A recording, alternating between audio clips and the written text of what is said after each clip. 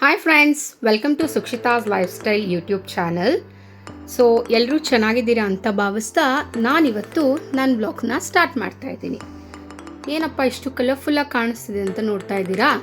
ನಾನಿವತ್ತು ನಿಮಗೆ ಸಿಂಪಲಾಗಿ ಯಾವ ಥರ ಚಿಕನ್ ಬಿರಿಯಾನಿ ಮಾಡೋದು ಅಂತ ಹೇಳ್ಕೊಡ್ಲಿಕ್ಕೆ ಬಂದಿದ್ದೀನಿ.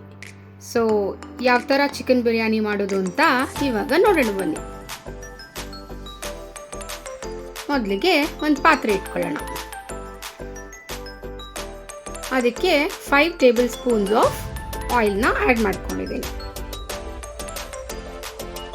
2 ದೊಡ್ಡ ಈರುಳ್ಳಿನ ಆ್ಯಡ್ ಮಾಡ್ಕೊಂಡಿದ್ದೀನಿ.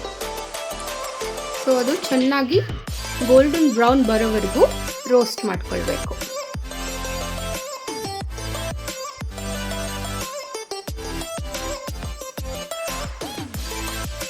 ನೆಕ್ಸ್ಟ್ ನಾವು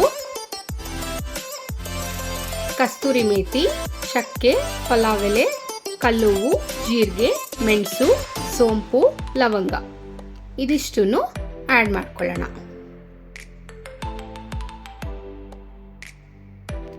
ಟೇಸ್ಟ್ ಮಾತ್ರ ತುಂಬಾ ಚೆನ್ನಾಗಿರುತ್ತೆ. ತಿಂತಾ ಇದ್ರೆ ತಿಂತಾನೇ ಇರಬೇಕು ಅಂತ ಅನಿಸುತ್ತೆ. ಬೇಕಾದರೆ ನೀವು ಟ್ರೈ ಮಾಡಿ ನೋಡಿ.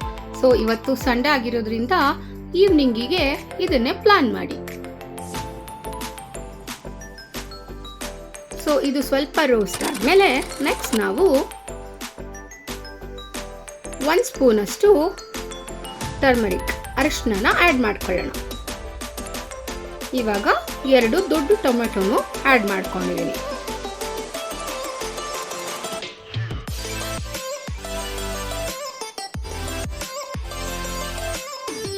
ನೆಕ್ಸ್ಟು ಶುಂಠಿ ಬೆಳ್ಳುಳ್ಳಿ ಪೇಸ್ಟ್ ಹಾಕೊಳ್ಳೋಣ. 2 ಸ್ಪೂನ್ ಹಾಕೊಂಡಿದ್ದೀನಿ. ಶುಂಠಿ ಬೆಳ್ಳುಳ್ಳಿ ಪೇಸ್ಟ್ ಇಲ್ಲ ಅಂದರೆ ನಾನ್ ವೆಜ್ ಇನ್ಕಂಪ್ಲೀಟ್ ಅನಿಸುತ್ತೆ ಅಲ್ವಾ?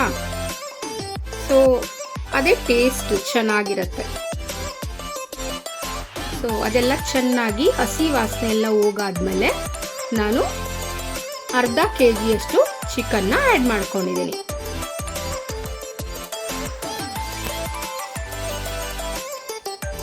ಚೆನ್ನಾಗಿ ಸ್ಟಿರ್ ಮಾಡ್ಕೊಳ್ಳಿ.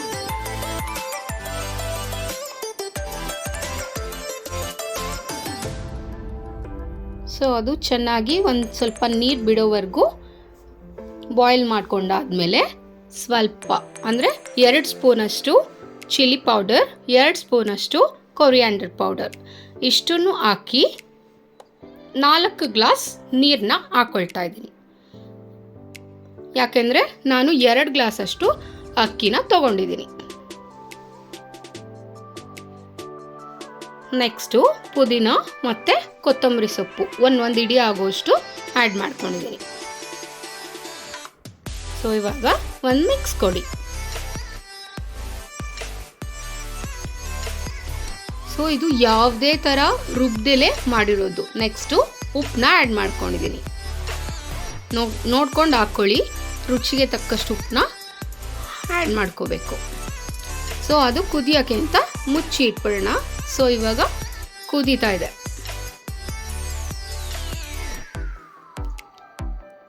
ಚೆನ್ನಾಗಿ ಕುದಿಸ್ಕೋಬೇಕು ಫ್ರೆಂಡ್ಸ್. ಇವಾಗ ಕುದಿ ಬಂದಿರೋದ್ರಿಂದ ಒಂದು 15 ಮಿನಿಟ್ಸ್ ಅಷ್ಟು 2 ಲೋಟದಷ್ಟು ಅಕ್ಕಿನ ನೆನೆಸಿ ಇಟ್ಕೊಂಡಿದ್ದೆ. ಸೊ ಇವಾಗ ಅದನ್ನು ವಾಟರ್ ಎಲ್ಲ ಸ್ಟ್ರೈನ್ ಮಾಡಿ ಅಕ್ಕಿನ ಆ್ಯಡ್ ಮಾಡ್ಕೊಳ್ಳೋಣ.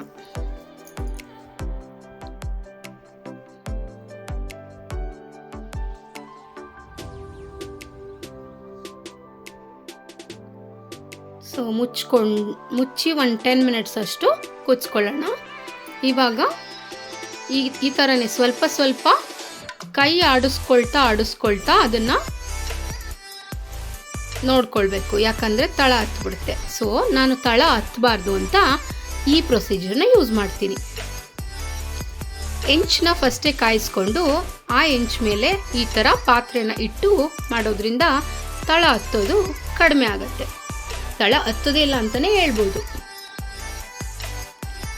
ಸೊ ಈ ಥರ ಕಂಟಿನ್ಯೂಸ್ ಆಗಿ ಸ್ಟಿರ್ ಮಾಡ್ಕೊಳ್ತಾ ಇರಿ, ಇಲ್ಲಾಂದರೆ ತಳ ಕಚ್ಚಿಬಿಡುತ್ತೆ. ಸೊ ಎಷ್ಟು ಕಲರ್ಫುಲ್ಲಾಗಿ ಕಾಣಿಸ್ತಿದೆ ಅಲ್ವಾ? ರುಚಿನೂ ಅಷ್ಟೇ ತುಂಬಾ ಯಮ್ಮಿ ಆಗಿರುತ್ತೆ. ನನ್ನ ಮಗ ಅಂತೂ ನೆಕ್ಸ್ಟ್ ಡೇಗೂ ಬಿರಿಯಾನಿ ಇರುತ್ತಲ್ವಾ ಅಮ್ಮ ಅಂತ ಕೇಳ್ತಾ ಇದ್ದ.